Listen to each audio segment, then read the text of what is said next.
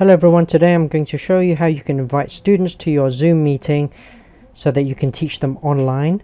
The first thing you have to do is to start the Zoom app. So go type in Zoom, start the app, click on New Meeting.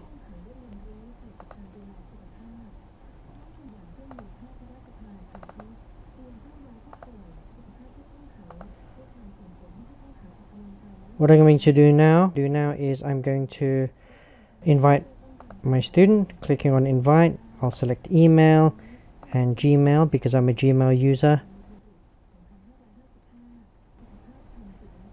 And then I'm going to remove all unnecessary details. So I'll delete everything here. What's important is this Zoom meeting link. Okay, students will click on this in order to join the meeting.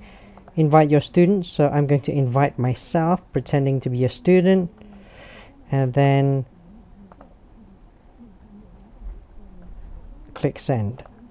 Now for the next step, the student will go to their inbox and they should be able to see the link. Click join, click on this joining link in order to join the meeting. They have two options now.